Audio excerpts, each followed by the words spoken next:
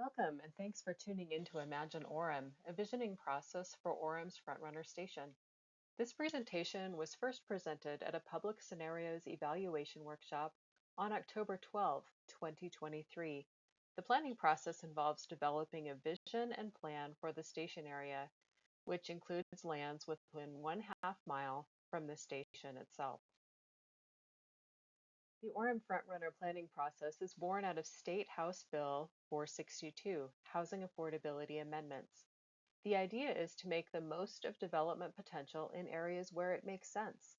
And the great thing is that we are able to figure out as a city how we can help meet the shared regional objectives, as well as give a specific local part of our city some attention. And these shared goals have been identified. Increase the availability and affordability of housing, promote sustainable environmental conditions, enhance access to opportunities, increase transportation choices and connections. Efforts are underway at many station areas, and here's an example. It's fun to see what the neighbors are up to, right? This is not to suggest what Orem should do. That's up to you. You can see, though, here, the train in the foreground in the large image. It faces a large public green that is surrounded by buildings with main floor restaurants and shops, and upper floor offices and homes. It's currently under construction.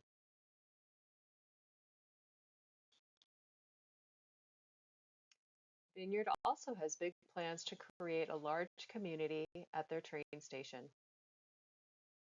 It takes advantage of proximity to the lake and creates a balance of large public spaces surrounded by mixed-use buildings.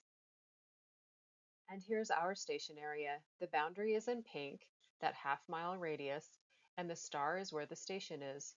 Note that we have a huge amenity at our site, Utah Valley University. Education is the largest economic generator in our area, and we benefit from the innovation, the jobs, and the money that staff and students spend in Orem, whether they live in Orem or elsewhere. And here are some photos of the area. Looking south and a bit west, you see UVU in the foreground and housing across I-15 and near the station. You can see the pedestrian bridge connecting the two sides of the study area. And here's another shot looking south, but showing the parking lots that the pedestrian bridge leads to. And now looking more westward, again, you can see the station area housing, as well as more large parking lots, this time on the west side of the pedestrian bridge. So what do you imagine at Orem Station? That's really what this process is all about, creating a vision together. But it's helpful first to take a look at some context. For instance, how many people are expected to live in Utah by 2060? Any guesses? If you guessed 5.5 million, you are right. And over 30% of statewide growth is expected to happen right here in Utah County. We're expected to add about 674,000 residents between 2020 and 2060. So basically, our county's population doubles, reaching 1.3 million by 2060. So you can see that growth is a part of our future, but it's really also been a part of our history. So this is nothing new, but still, all along the way, it makes sense to be proactive and to plan for that growth that we see is coming. It's also interesting to note that while the rest of the state, the majority of growth is coming from in-migration, people coming from other places, in Utah County, our growth is still coming majority from natural increase. We have a lot of new babies and we're living longer. So when we imagine the future at Orem Station, it's helpful to think when growth pressure is high, creating great places to live in the right locations matters a lot. So it certainly matters a lot here at the station. Early in this process, we created a baseline scenario, or just a projection of current trends in zoning code, what was likely to happen at the station. And you can see we'd be adding some new commercial, some new residential in terms of apartments, maybe some single family, some light industrial. And we asked ourselves, is this baseline, this trend scenario probable? Probably not. It doesn't account for redevelopment, which is huge when we've got all of these parking lots that are likely going to turn over and be used for something else. It does not account for the tremendous growth pressure. We're at the heart of Utah County, a rapidly growing place, and also the tremendous market pressure. This is a location adjacent to both transit and the freeway, so there's a lot of pressure to build. Further, we're a place that respects property rights. We want people to be able to do what they'd like to do on their property. And then we have these state and regional goals for station areas, which is likely a lot different than our baseline. Another contextual piece of information that's helpful is to think about the housing shortage. Post the Great Recession, the US has been 3.8 million housing units short. Utah was about 56,000 housing units short as of 2017. We made tremendous progress by 2021, being only about 28,000 housing units short in our state. But housing permitting and construction is dropping, so that number, that shortage, is likely to increase in coming years. It's also interesting to look at median home sales prices and household income here in Utah County. So you can see that the home sales price median is $500,000. That takes a mortgage of about $3,900 a month. The annual income needed to afford a mortgage that large is $151,000 per year. You can see our median household income is closer to $86,000 per year.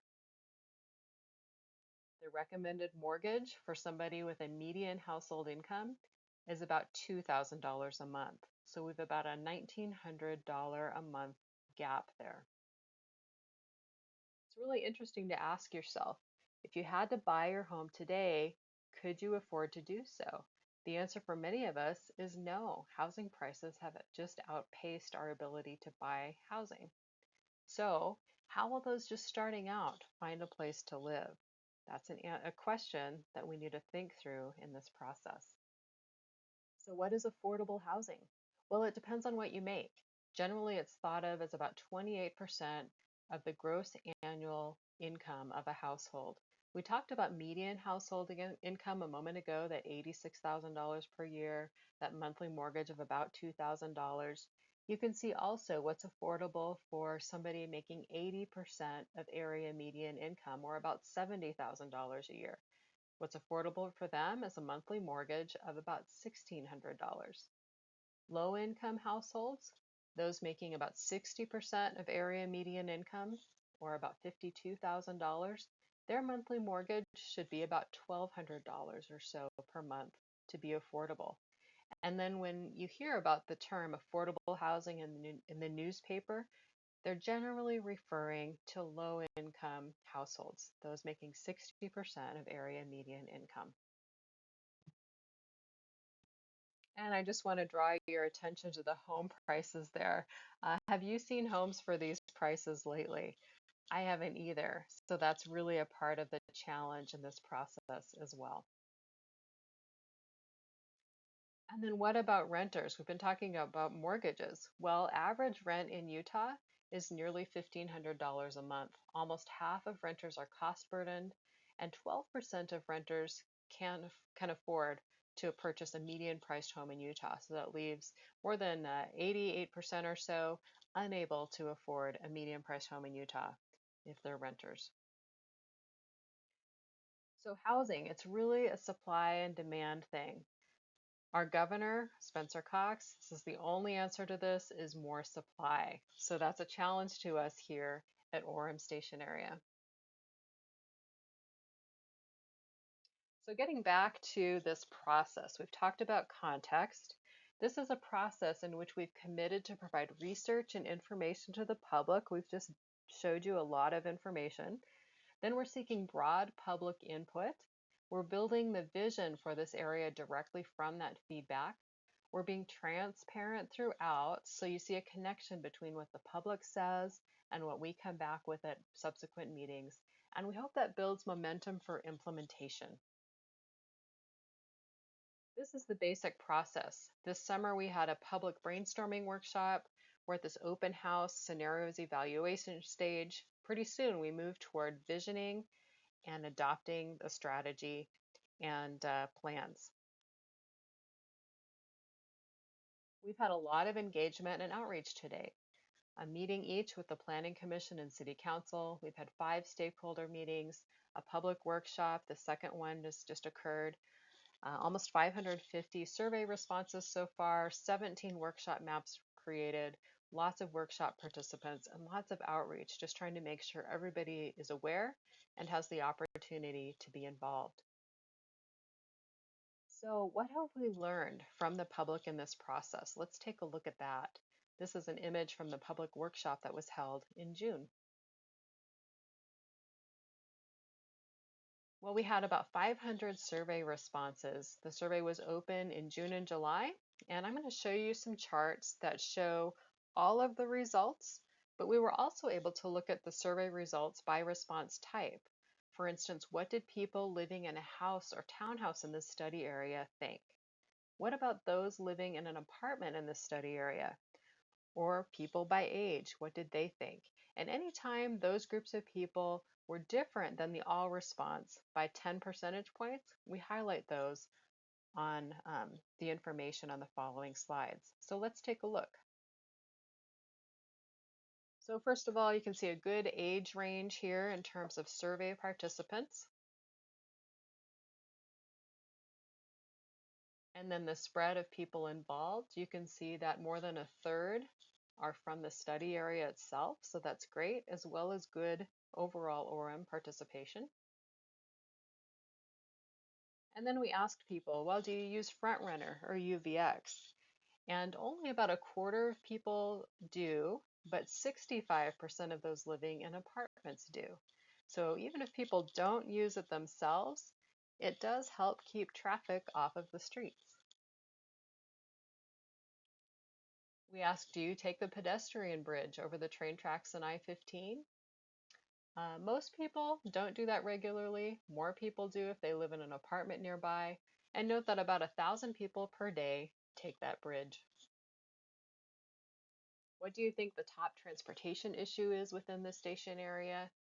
Well, more people think better or more frequent transit service is the top issue. Even more people over age 65 do. And then you can see the spread is pretty even among better and different pedestrian and bike connections, better parking options, better auto connections within the study area. And then we asked, looking out to 2050, what type of place could Orem Station be for the city or region? And we provided a handful of possible options. These are the top 3. 1, a mixed-use destination serving Orem residents, students, and commuters. 2, a commuter hub that provides parking and basic services for commuters. That was number 1 for those over 45 and living in a home or townhome, by the way. Number 3, a vibrant center with strong ties to UVU and its students.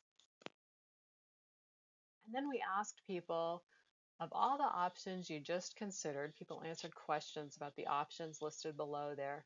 Which 3 are the most important? And these are the answers that come up the most often looking across all surveys. Safe pedestrian routes, trails, more parking garages, bike routes, the ability to move cars more efficiently, affordable housing, passive green space. And then when we look at townhomes and apartment dwellers in the study area, apartment dwellers add in some new ideas, reduced surface parking lots, day-to-day needs and services and access to those.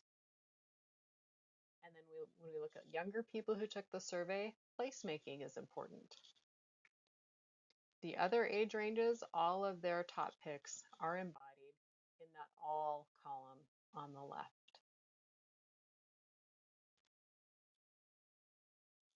So the survey gives us a good feel of public priorities overall. And then we asked people at a workshop to do mapping. They took little pieces of paper that represented different development types and densities, and they could locate those where they imagined them being in 2050 on a map. They could use pieces of tape to identify trails and roadways and markers to identify other notes. And we'll go through some of those things as well now. So in terms of the maps, if we look at all of the households placed across all 17 of the maps completed at the workshop, this is how the households were placed.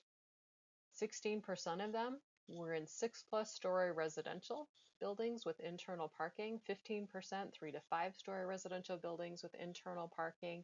That means parking that's hidden inside the building itself so you don't see it. And then number 3, 11%, 3 to 5 story mixed use building, again with that internal parking so you don't have those surface parking lots that are really visible. Then you can see the rest of the list there and how the rest of the households were placed. And then the percent of jobs placed across all of the maps, almost a third of them were in 3 to 5 story mixed use buildings, 18% of them in 6+ story mixed use buildings, and about 11% in flex office or light industrial spaces. Those were the top 3. And then looking at it a little bit differently across all of the maps, where were the most acres allotted?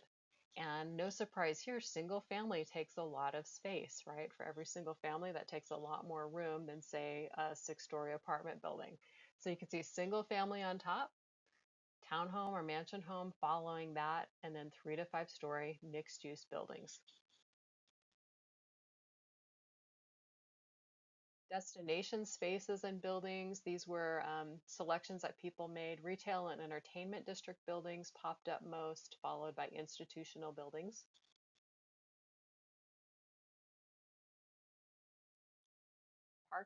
Parking was used a lot of different ways, most often shared parking garages or shared parking garages with commercial wrap. Also some instances of adding in commercial or surface parking lots. Lots of placemaking ideas were presented, and these are the most popular on the left: a park, a plaza, a skating rim and a rink, green space, a playground, preserved agriculture or orchards, a trail to the lake.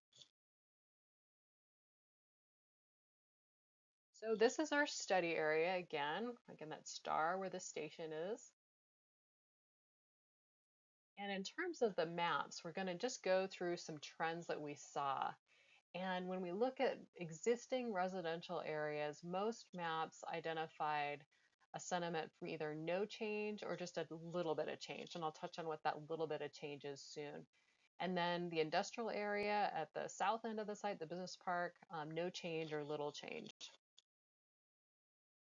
And then if we look at Geneva Road and area west of that there on the south side of the map here, there's a big vacant parcel. We saw that handled in a lot of different ways. So some maps used housing and green space. So housing is the yellow pieces of paper and the green dots are green space. So combining those two. Other maps mixed housing and retail. Retail is the red. And other maps wanted to see it preserved as green space, maybe for farmland or recreation.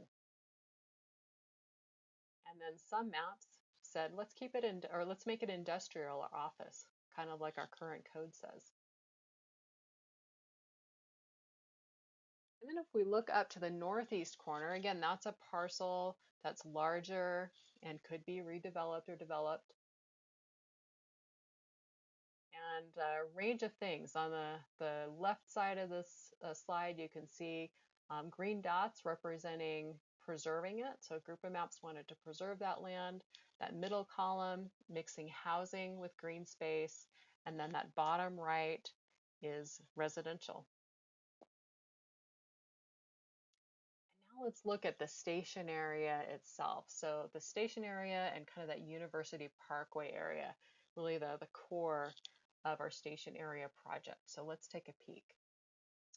There were a number of maps, roughly a third, that we called kind of station area light. It had a mix of uses ranging from retail and hotel, parking, single family, 3 to 5 story multifamily, green space. Um, not real strong themes, just that it was a lighter treatment. Then there were a batch of maps that really tried to create a village. It's mostly multifamily or mixed use. There are some townhomes. There's wrapped parking garages. It generally an emphasis on both the station area and also University Parkway in terms of creating a village. And then there was a batch of maps that looked not only at the station area, but they expanded it to look across at UVU land on the other side of the pedestrian bridge.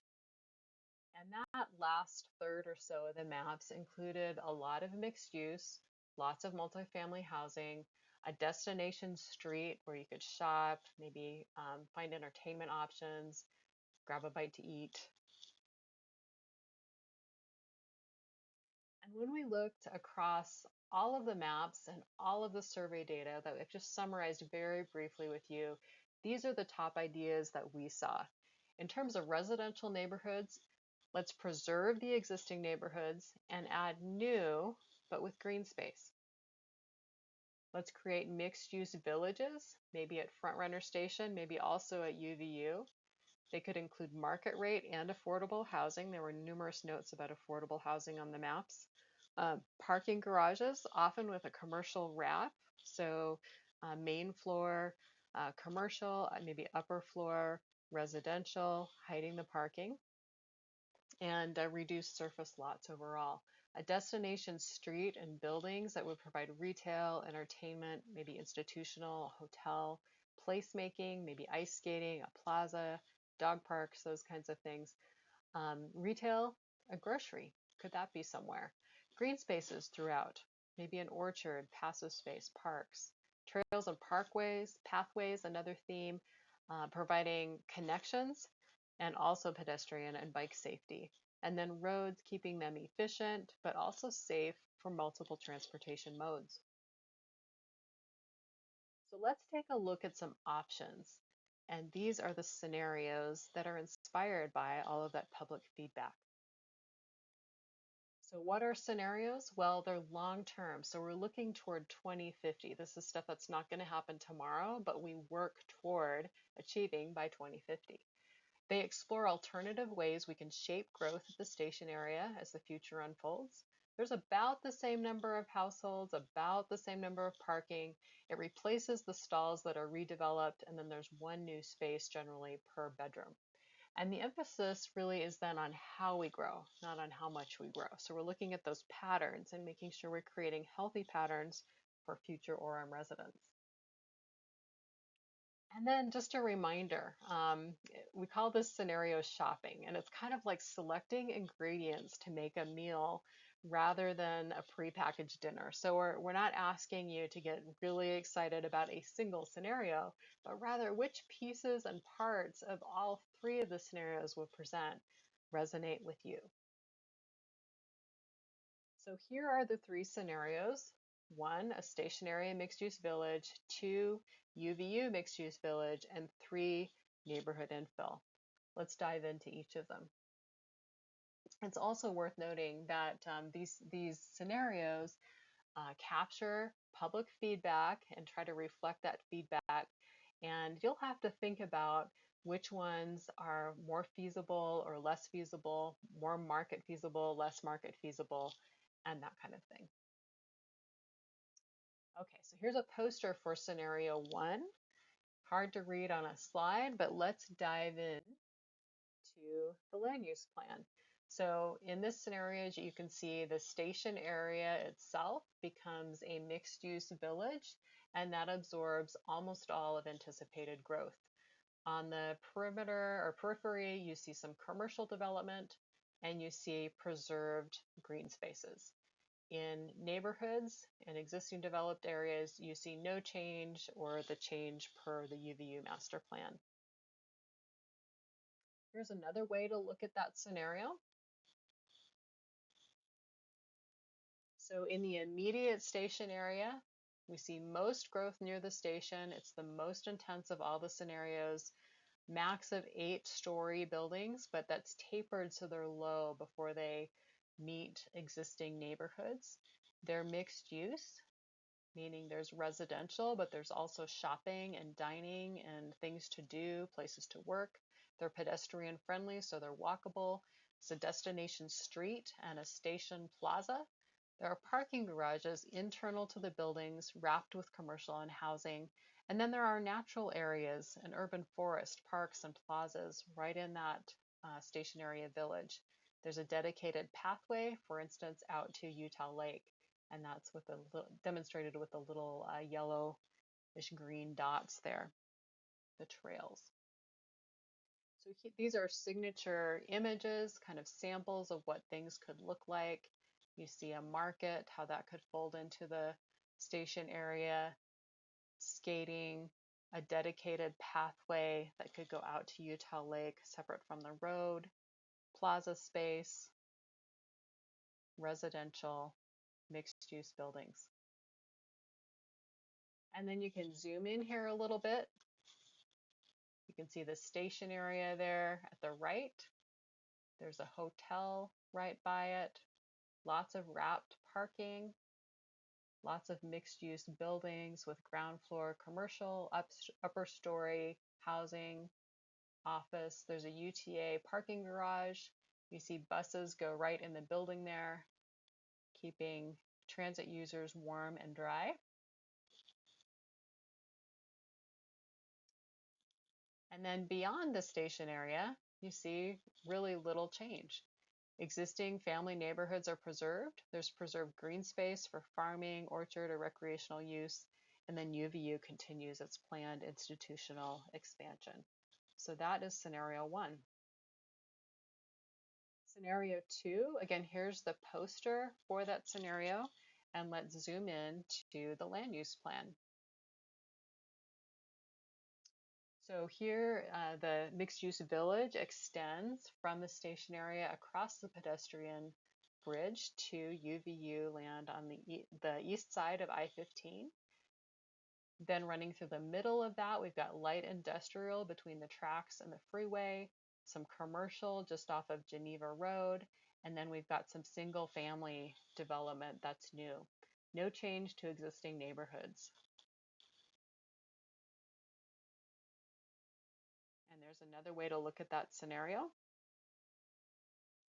And so in the immediate station area, again, we see most of the growth, not all of the growth, but most is focused near the station and on UVU land.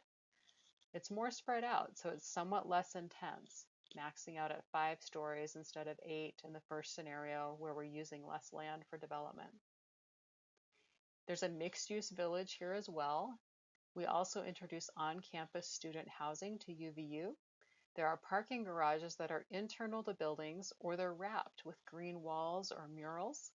There's a UTA parking garage with services for commuters like restrooms, a little market, dual plazas at either side of the pedestrian bridge, and bike lanes and sidewalks that connect UVU and the region. And those are in the little blue dots, all of those trails and sidewalks. And here are example images. Mixed-use buildings, housing, plazas, institutional buildings, bike lanes and sidewalks, and then the artwork that could be on a multifamily building or green walls, say on a parking garage. And then if we zoom in, you can see on the top bubble there, the east side of the pedestrian bridge on UVU land, you see a large plaza, kind of a linear plaza, going to an intersection that's really the center of student housing and educational mixed-use buildings. Again, that parking is interior to the buildings. If you go to the bottom bubble, you see the west side of the pedestrian bridge, a large gathering plaza there as well, and then a large hotel, restaurant, retail at that spot as well. The UTA parking and services, again, the bus throughway is in the building itself. There's, again, lots of mixed use buildings with ground floor commercial. and wrapped parking. Complete streets, which include both bike lanes and sidewalks. Looking beyond the station area, we do see some change. We see some existing single-family neighborhoods, those are preserved, but then we see some new single-family homes with detached accessory dwelling units. That's the little orange dots there by the yellow houses that you see. There is also some new commercial and light industrial between the tracks and the freeway.